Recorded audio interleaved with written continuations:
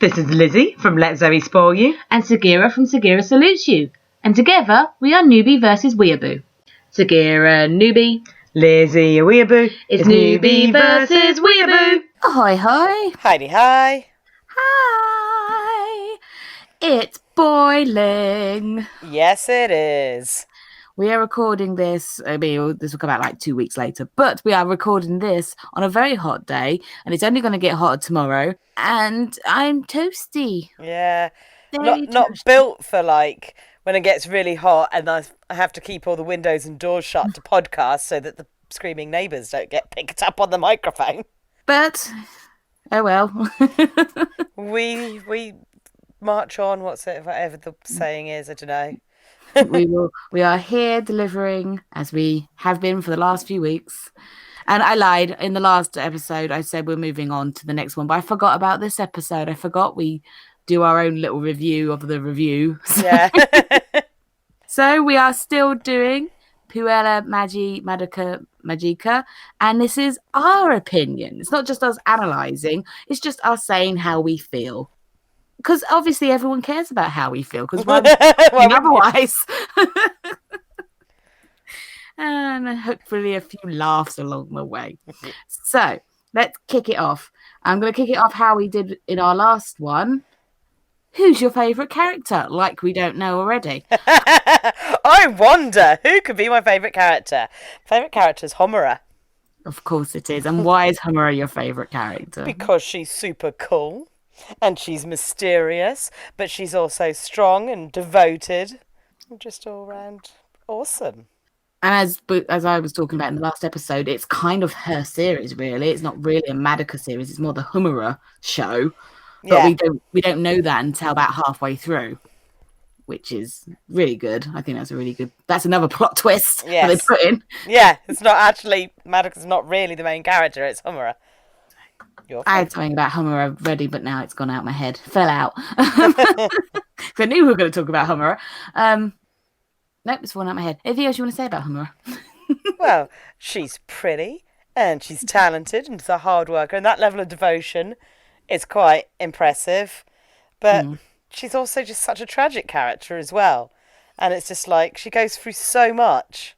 And the development of her personality, because like with Rei in Evangelion, she doesn't really have a personality to start out with. She's just this weird girl who just, keeps to herself and is a bit of a bitch because, like, as far as we know, she's hurt this cute little animal. Why are you hurting cute little animals? Why are you stopping Madoka from becoming the magical girl that she should be? What are you doing, Homura? So it was like she was the villain to start with. But then as it's gone on, we realise, actually, she is a sweet little thing that just wants to do good. And the only way she can do that is by being a cold-hearted bitch. Yeah. Poor Homura. Yes. All of her nice values and stuff have to go out the window for her to protect the one person that she loves, only to turn around and backstab her and become a demon. But still doing that so that she can help Madoka as well. Because now Madoka isn't trapped in the nowhere and can have a life. But is that what Madoka wanted? No. Well, I actually had 3 favourite characters. That's not working, because if we can all have 3 favourite characters, like, you can. I've got a favourite character and a favourite ship. All right, go and tell me your favourite ship then. Oh, that's Kyoko and Sayaka. Yeah. You can see the friendship developing throughout the whole of it, but then in the film, when they finally gave us something, it's like, good. Okay, you've acknowledged that these two actually have more than a friendship. Good.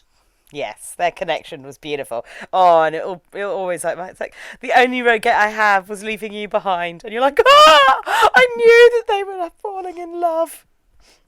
Yeah, again, it's a twisted love story. It's not just Homura and Madoka, but Kyoko and Sayaka, and Mami with everyone, because poor Mami, she lived alone, she died alone, and yeah, poor girl. Until they rewound time and she came back alive. Yes. Yay!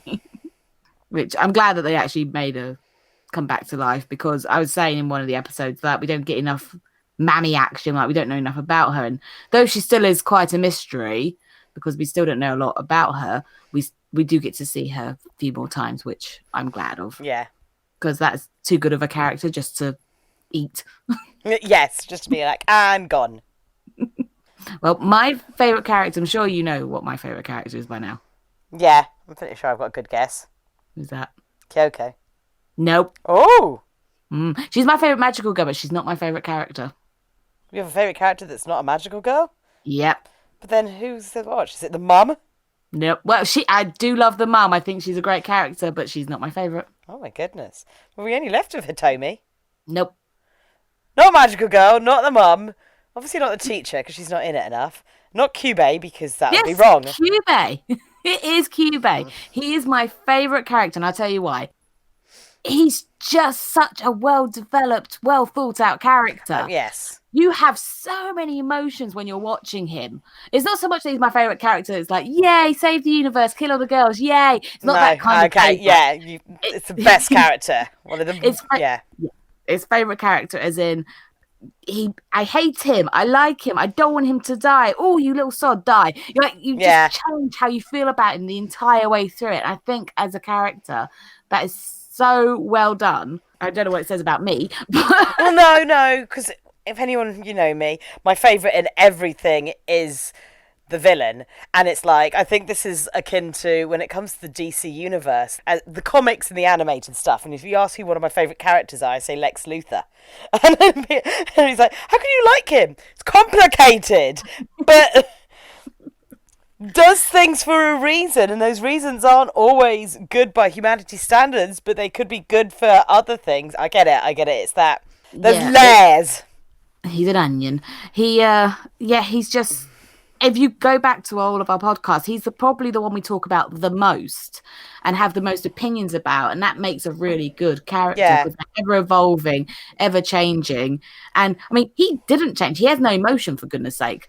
But he went from being a villain, from being the hero to a villain, just by stating fact. And even then, still not 100% a villain, because it's an alien that doesn't have humans and is trying to save the universe. Mm-hmm. And I think it was solidified for me on that very last scene of the movie when he's lying there and it's like he has no emotion, but he can suffer. Yeah. And he was clearly suffering. He's clearly had that look in his eye of, what have I done?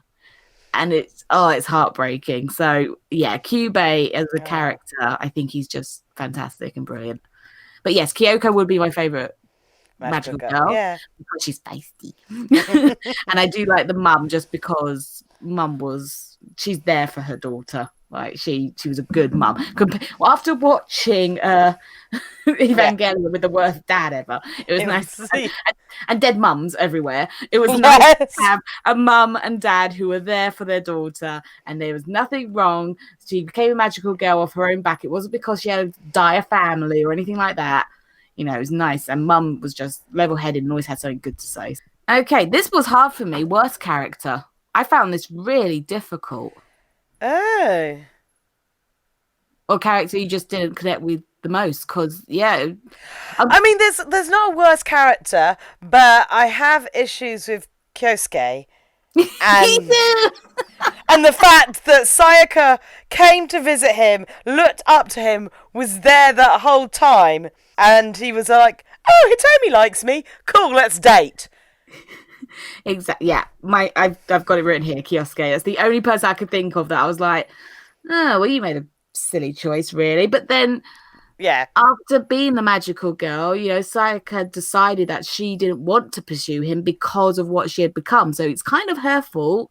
Yeah. And if he's that kind of boy who doesn't approach women because he's shy, but the thing is, he should, like, when he was let out of hospital, the least he could have done was tell her, I'm being discharged as a friend, and thank you.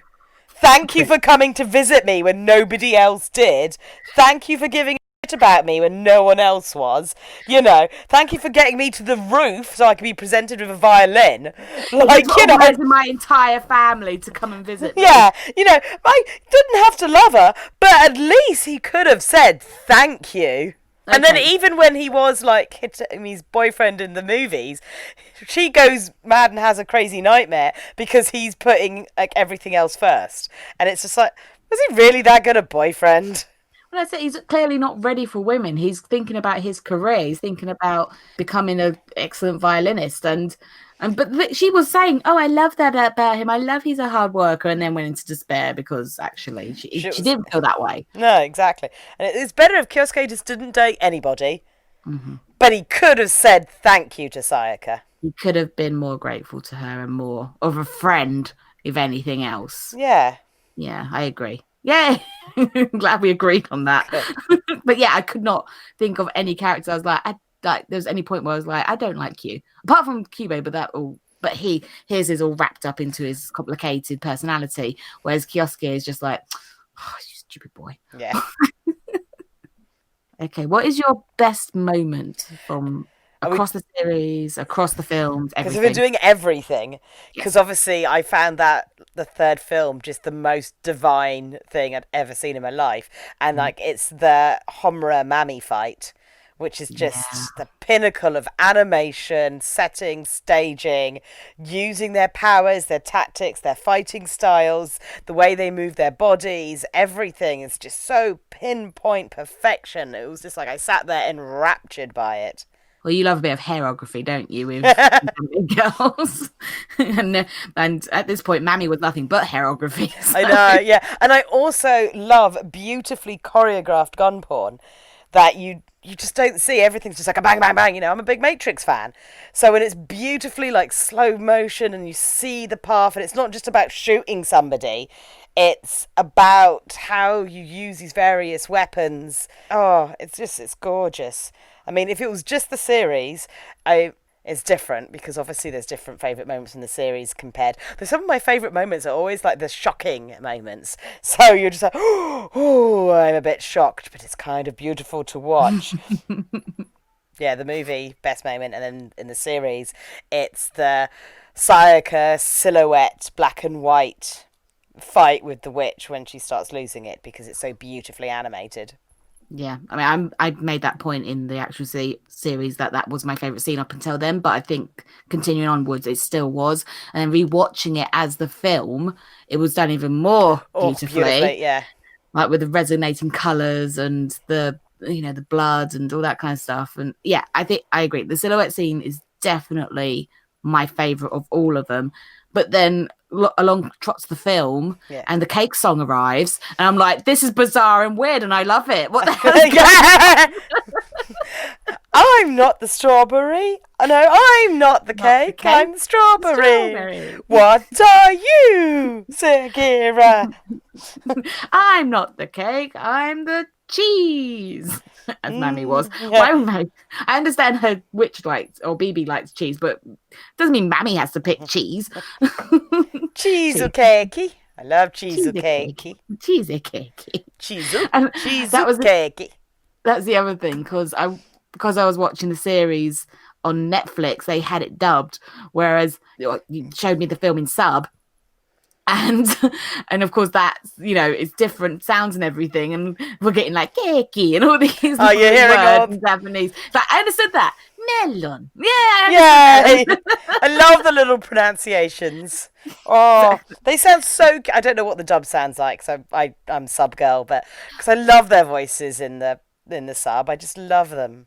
Personally, as someone who watches more dub than sub, I could hear more distinction between each voice than I could in the sub version because they all sounded quite similar. That same sort of girly thing. But I'd assume that because you're used to listening to sub, that you can hear more of a distinction between That's so them. weird because when I listen to dubs, like every now and again, especially for girls, they all just sound like that older person trying to sound like a young person putting on that weird high whine voice. And I'm like, so I find the subs have far more distinctive intonations and voices and the dubs all just sound the same.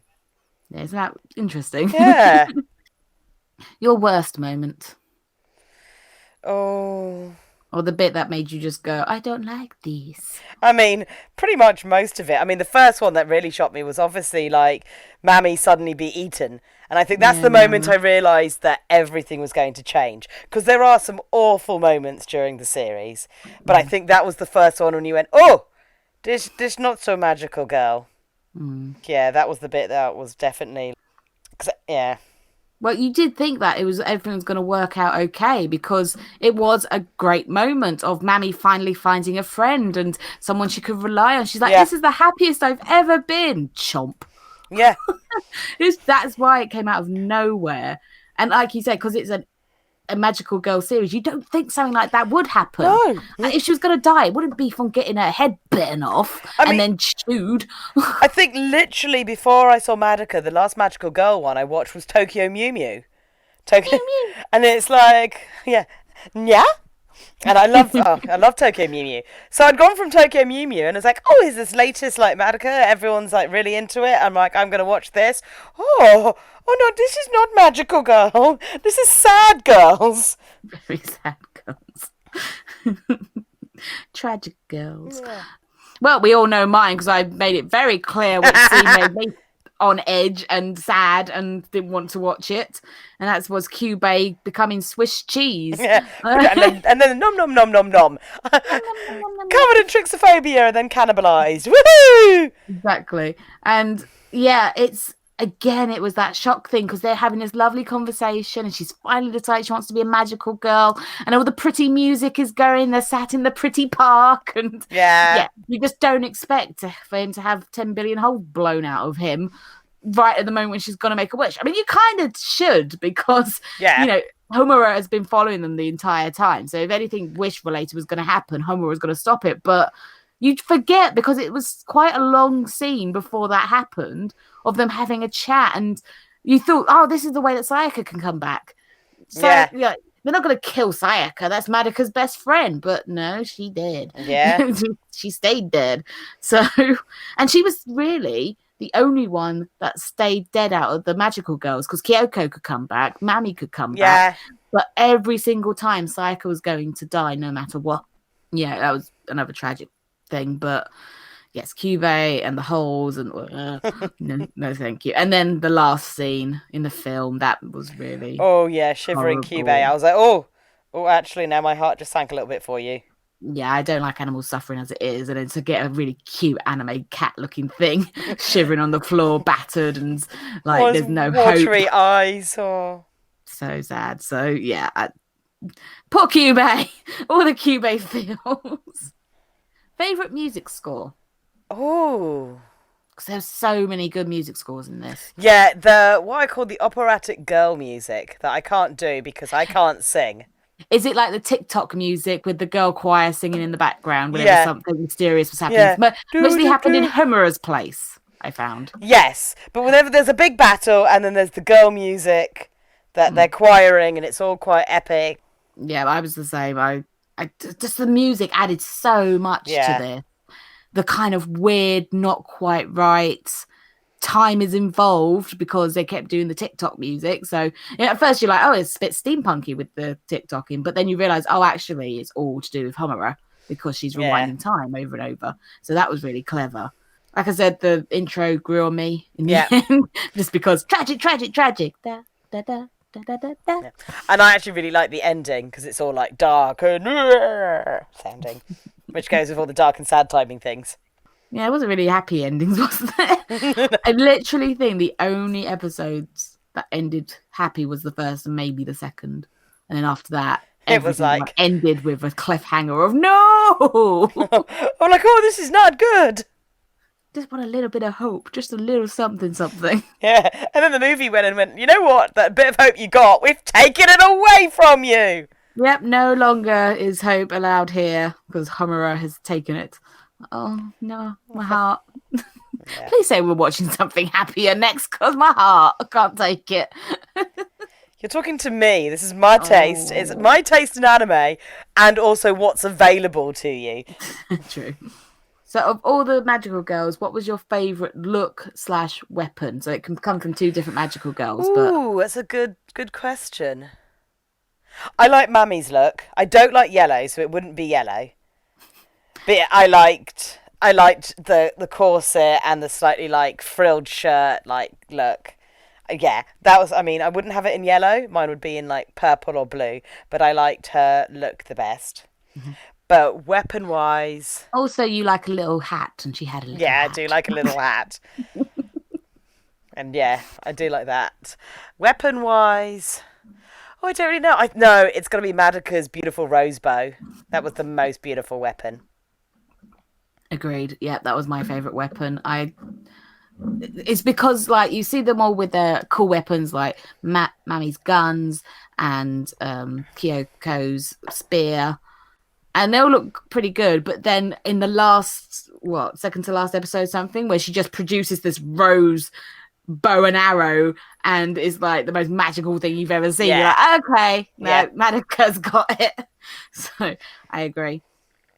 I think my favorite look of anyone, I do like Sayaka because she's blue and blue's my favorite color, so I automatically picked that, and it was kind of watery whenever she did transformations. However, the one that I would wear as a magical girl is probably Kyoko, because I like the kind of long red coat that she wears. Yeah. And I think hers was my favorite, and I'd probably have to have It's my so hair weird up. because obviously Mami's one is what you actually wear, in, like that underbust corset and shirt. I see you actually in that. Yeah, I do like Mammy's, but I think it's because I do it so often that it would be nice for a change. So if I would never wear what Kyoko wears because I couldn't pull it off. Yeah, see, but Kyoko's to me, because Kyoko's is like shorts and then a longer top thing, which is a lot of what I wear, I realise, because I wear a lot of like tights, shorts, and then a longer top, and preferably sleeveless. Well, that's what I mean. So I think that because we normally have those looks, it's nice to have a different look. Yeah. Then it's just ironic that we both picked the opposite person's look. So random. Never mind. Yeah, that's why we're friends. Yeah. Just that, nothing else. Nothing else. Nothing else. That and cheesecake. Cheesecake. Oh, I love it. Cheesecake. And also potato. Potato. I love a potato. Could I have some potato and cheesecake? We're going into private joke territory now. Yeah. Potato. Oh, I love a potato. Anyway, is there any unanswered questions that you have that this series has left you with? Anything that you've gone, well, what happened there? Hang on, we didn't look back at that. Not really. I think a lot of it got refocused in the movie and doubled down on some of the plot points. The only thing I really want to know is what's it? Wanda Snatcher, the witch. From where did Wanderlust Wibble Snatcher, I can't pronounce that things, come from? Yeah, because we were thinking it was Homura, which it made absolute sense when you described it and said it. But apparently not. Apparently she's another witch. Unless because of the timelines and everything, maybe it was going to be Homura because she changed time and all that kind of stuff. Time went off somewhere else and she never became that witch. Yeah. Possibly. But still, I would have liked a definitive answer on where the strongest witch in the history of magical girls turned up. And who was the magical girl that turned into the strongest witch that Madoka had to kill. That then turned her into the strongest witch. Yeah. And yeah, the logical thing would be Homura because the other person who time is focusing on is Homura. Yeah, we'd like the answer to that in the full film, please. Yep. Because there's going to be one. There has to be another one. They cannot end it like that for Kyubey. They can't. Well, they wanted to make another one, but it hasn't got a release date yet because they just haven't got around to making it yet. Shake my fist. It's going to be like the new Ava films that came out once every like 4 to 6 years, and I'm still waiting on the last one because I refuse to watch any of them until they're all out. I mean, that makes sense. Like you said, you don't want to end it on a cliffhanger and be like, no, we have to wait 5 years. Exactly. Just can't do it. Can't do it. My unanswered question, I have two actually. Oh. One is, what the hell happened on that train? What happened to those men who were being horrible about women? What did Sayaka do to them? I want to know. I know it was bad. I'm pretty sure they're dead because, witches kill people. But she wasn't officially a witch at that point. She was on the verge to turn. Yeah. But she wasn't a witch, so... yeah, I'm assuming they're dead. What was her weapon? It was a sword, wasn't it? Rapier. Yeah. I think they got rapiered. Rapiered. Possibly, yeah. But, I mean, she looked pretty mad. I feel like what she did to the witch is what happened to them. Just get shredded up and bloodied with the blunt end of her sword. Yeah, I don't think they had a nice ending. And if that did happen, was everyone else on the train? Did they see that? Did they kill everyone on the train? because it was a rampage. Like, it just would have been an interesting scene to see. And then my other question is, what happened in Mammy's accident? Like, we know she had an accident, but what was the lead up to it? Like, who is she? Who is Mammy? Well, yeah. Yeah, some Mammy backstory. Yeah, I mean, we know Kyoko because she was the daughter of a preacher. We know Madoka and Sayaka. We know Humura had a heart condition and everything. But who's Mammy? Why was she in the car crash? Like, was it just an innocent mistake? Or was she running from something? Or was someone running and they hit her? And I'm assuming she was in the car with her family because they're not there. But were they? And is there another reason why her family's not there? Like I said, she's a mystery. Who is Mammy? So, and why is she so hell-bent on being good? Because she's this, they all say like she's this weird magical girl who just wants to help everyone, whereas all the other magical girls are trying to fight to stay alive by getting grief seeds. So is that because other magical girls are more clued up? Is it because they are more selfish, or is it just because Mammy is that kind of person? Like, we don't know. No. We know nothing. It's very frustrating. But yeah, those are my questions. Okay, good questions. I would like to know. I was listening back to one of our podcasts and we had the chair conversation. Yes. Of the empty chairs and who do the empty chairs belong to? Who do we think they're referring to? And I came up with, I still think it's Kyubey. I still think the chairs are Kyubey because you're saying that the chairs relate to the people who sit in them. Yes, but that's only because of other shows I've had that use that as a metaphor. Well, if we're going by that metaphor, I think that the chairs belong to the magical girls that he's turned. That's my theory. I think that's a good theory. Yeah, because chairs watching, it turns up in animes every now and again. And it normally means it's like silent spectators or the people that are watching, or empty chairs are the people that would have been judging or would have had something to give to the conversation, but for reasons are no longer able to. So they're either dead or gone. Yep, and as Kyubey is trying to tell Madoka about why he's doing this to them, and of course throughout history these poor girls are turning into witches and stuff, and it's too late before they realise that that's happening. I think they'd all have something to talk about with Kyubey, because it would seem that up until this point, magical girls don't know that they turn into witches, because otherwise they tell each other. Yeah. They would know, unless Kyubey has some sort of Men in Black forget-me-not gun thing. Incubators turning up going, nope. Exactly. Then I don't understand how it hasn't been told throughout history, do not be a magical girl, for this curse will be upon you. Like, however they write it in a scroll or something. Yeah. But I really do believe that no one knows that this happens until Humura, because she's going back and forth in time and she can rewrite history and find out little things that no one else could. So, yeah, I think that all the other chairs belong to the magical girls who weren't able to say to Kyubey, why? Why is this happening? Why are you doing this? Because I also doubt that he told them about the universe. Yeah, he just told them what they needed to know. Yeah, and then they go out, they'd be noble and help people, and then turn into witches and die. Yeah. So, yeah, that's my theory. I think it's a good one. I think it combines both our theories perfectly. Yes. We can write the fourth magical film. It's fine. Don't worry, we can do it. The drawings might be a bit iffy, but we can do it. Okay, well, that's all I have to say on this. Is there anything you would like to add? No, not really. I mean, I love the show. It's beautiful. It paved the way for some awesome magical girl shows that aren't as like left in that kind of world of like just being cute and nice and like really in depth, and also paved the way for some really darker magical girl shows like Magical Girl Sight, which is another one I love. So it's nice. It's nice that it evolved the genre. When was it made? Do you remember? No, I can't remember. I'm thinking 2005. Oh, 2000s. It is the 2000s, somewhere in the 2000s. I mean, it's still quite old if you think about it, because I mean, we're in 2020 now, so that's 15 years ago. So no, it's not that old. It's quite a long time ago, but I mean, yeah, it would seem like it's that new wave of.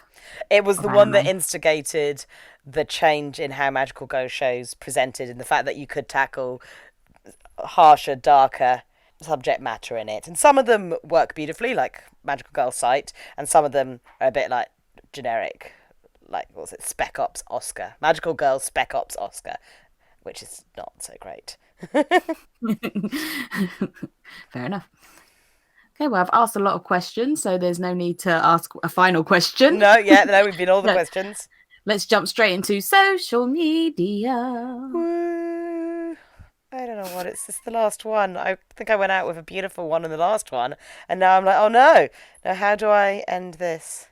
My social medias are coming in on a beautiful rose arrow. It's being launched, bow and arrow being launched across the screen to reveal my beautiful social media.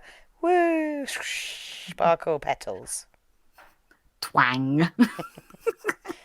You're a twang. It's true. My social media is coming in on cheese. Yay! Cheesecake. Cheesecake and mascarpone. Num num num. Nom, And me nom, and you are eating it. Num num num. Delicious cheesecake. Okay. Right. Well, from a weeaboo, it's Jane. And from a newbie, it's the end of Magical Girls as we know it, but probably not until we see another one. Stay tuned. Cheesecake.